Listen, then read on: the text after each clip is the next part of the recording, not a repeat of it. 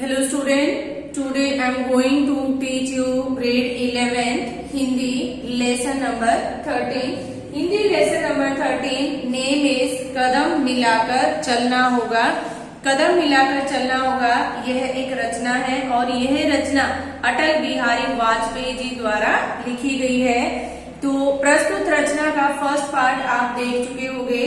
आज मैं आपको सेकंड पार्ट करवाने जा रही हूँ। तो सेकंड पार्ट में क्या लिखा उन्होंने अपने गीत में, उजियारे में अंधकार में, कल कहार में, बीच धार में। तो वाजपेयी जी कहते हैं भले ही हमारे जीवन में उजियारा हो, प्रकाश हो या फिर हमारे जीवन में अत्यधिक अंधेरा हो, हम किसी भी स्थिति में हो, कल कहार में और बीच धार में का अर्थ होता है हम भले ही किसी भी स्थिति में हो या हमारे ऊपर दुख का पहाड़ टूटा हुआ हो, घोर घृणा में, पूत प्यार में और ऐसा समय हो कि हमारे से बहुत अधिक लोग घृणा करते हो या फिर हमें पुत्र जैसा प्रेम मिलता हो, ऐसी सिचुएशन भी होती है। क्षणिक जीत में, दीर्घ हार में, क्षणिक जीत का अर्थ होता है यानी कि पल दो पल की जो खुशी होती है, पल दो पल की जीत होती है। भले ही हमें कुछ समय के लिए थोड़ी सी जो जीत प्राप्त हो, दीर्घ हार और अत्यधिक यानी कि लंबे समय के लिए हमें किसी चीज के लिए हार माननी पड़े। जीवन के सच सच आकर्षक और हर समय, हर पल, हर स्थिति में हमें इसकी परवाह किए बिना आगे बढ़ना होगा।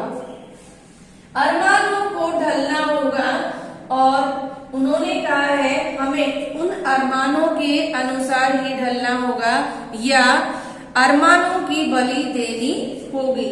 इस तरह से वाजपेयी जी कहते हैं कि हमें कदम से कदम मिलाकर चलना होगा। तो उन्होंने अपने गीत के द्वारा क्या कहा है, उन्होंने कहा है कि भले ही हमारे जीवन में प्रकाश हो या हमारे जीवन में अंधकार हो, तो कभी कभी जो है दुख भी आते हैं, कभी कभी हमारे जीवन में सुख भी आते हैं। दुख आते हैं तो मतलब अंधकार है, सुख आते हैं तो मतलब उजियारा है। तो उनका कहने का अर्थ ये है कि भले ही हमारे जीवन में प्रकाश हो या फिर अत्यधिक अंधकार हो, भले ही कल कहार में, बीच मझधार में, भले ही हम ऐसी स्थिति में हो हमारे ऊपर दुख का पहाड़ टूटा हुआ हो, घोर घृणा में, पूत प्यार में हमें हमसे कोई बहुत अधिक घृणा करता हो, ऐसी स्थिति है या फिर हमें कोई पुत्र जैसा प्रेम कर रहा है, क्षणिक जीत में, दीर्घ हार में या फिर हमें कुछ समय के लिए थोड़ी सी जीत प्राप्त हो या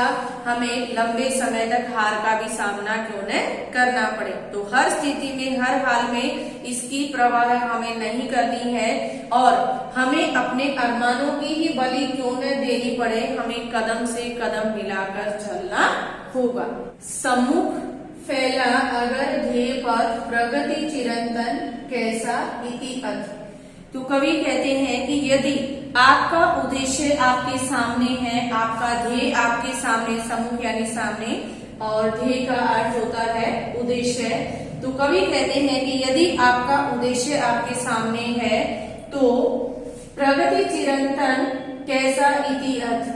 चिरंतन का अर्थ होता है लगातार, प्रगति यानी उन्नति। तो हमेशा हमें लगातार या निरंतर प्रगति पथ पर चलते रहना चाहिए। यदि हमें हमारे सामने हमारा उद्देश्य नजर आता है, हमारा ध्येय नजर आता है, तो हमेशा हमें अपने प्रगति पथ पर निरंतर चलते रहना चाहिए। सुस्मित हर्षित कैसा संश्लिष्ट। हर्षित का अर्थ होता है प्रसन्न होना और संश्लिष्ट का अर्थ होता है मेहनत के बाद थका हुआ। तो कवि कहते हैं कि यदि सुस्मित हर्षित कैसा संश्लिष्ट, मेहनत के बाद, थकने के बाद भी हम जो है प्रसन्न रहते हैं, ऐसा नहीं है हम थकने के बाद जो है उदास हो जाते हैं। असफल सफल समान मनोरथ। अगर हमें बहुत अधिक मेहनत करने के बाद सफलता मिलती है या असफलता मिलती है तो दोनों ही हमारे लिए समान मनोरथ है। अगर हम असफल हो भी जाते हैं जीवन में किसी भी चीज को लेकर, किसी भी कार्य को लेकर अगर हम असफल हो जाते हैं तो वो हमारे लिए असफलता नहीं है, वो हमारे लिए एक चुनौती होती है।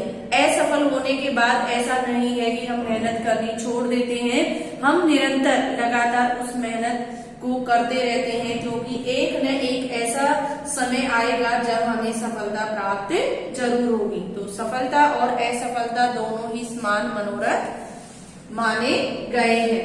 सब कुछ देकर कुछ न मांगते, पावस बनकर ढलना होगा। तो वर्षा ऋतु अपना पानी देकर या बारिश बरसाकर लोगों को पानी देती है, और क्या वो बारिश किसी लालच में करती है कि मुझे कुछ प्राप्त होगा बरसने के बाद या लोगों को पानी देने के बाद? तो नहीं, उसे जो है कोई भी लालच नहीं होता है।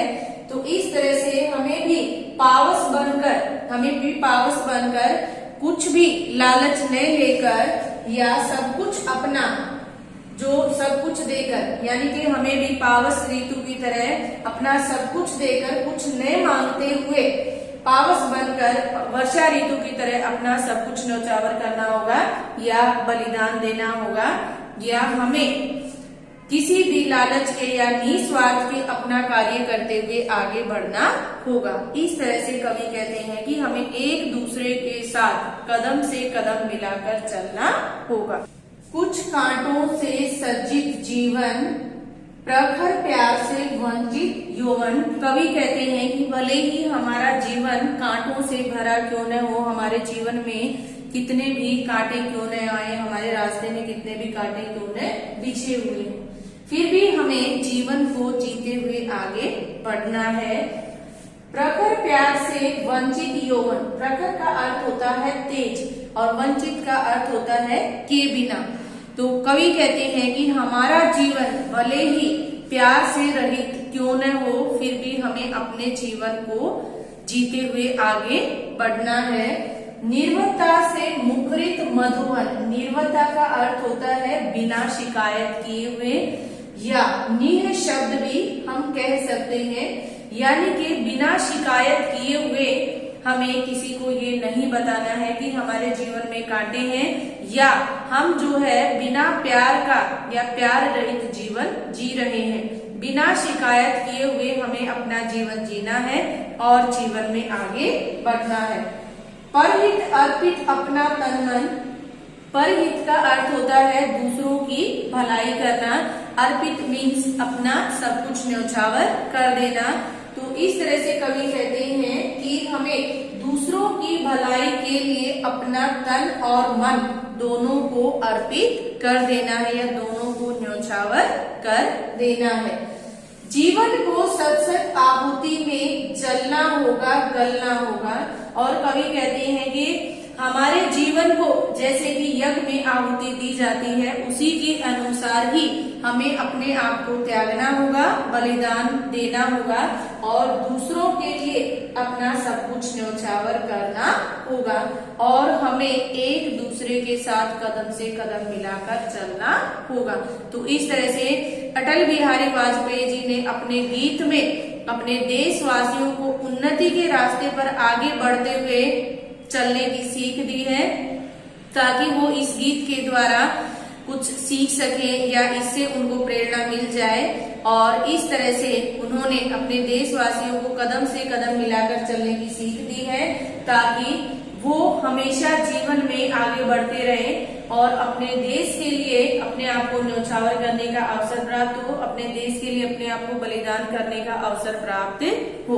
तो अटल बिहारी वाजपेयी जी ने अपने गीत में अपने देशवासियों को प्रेरित किया है।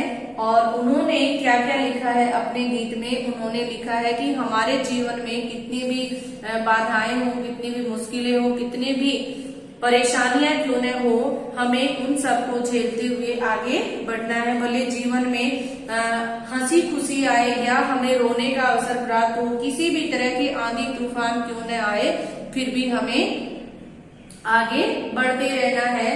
अगर हमारा ध्येय हमारे सामने है, अगर हमारा ध्येय हमारे सामने है, तो हमें प्रगति के रास्ते पर निरंतर आगे बढ़ते रहना है और हमें बिना किसी चीज की परवाह के या बिना किसी को शिकायत किए हुए अपने जीवन को जीना है और हमें भले उसके लिए अपमान सहना पड़े या सम्मान प्राप्त हो या लोग हमें घृणा की दृष्टि से देखें या वो हमें पुत्र जैसा प्रेम दें, तो भी हमें उन सब चीजों को सहते हुए आगे बढ़ना है और हमें दूसरों की भलाई के लिए अपने तन मन को न्यौछावर कर देना है। अगर हम एक दूसरे के साथ कदम से कदम मिलाकर चलेंगे तो हमारा देश, हमारा समाज, हर स्थान उन्नति और विकास करेगा। तो इस तरह से आप ये वीडियो देख लीजिए, सुन लीजिए और एक बार स्वयं भी रीड कर लीजिए।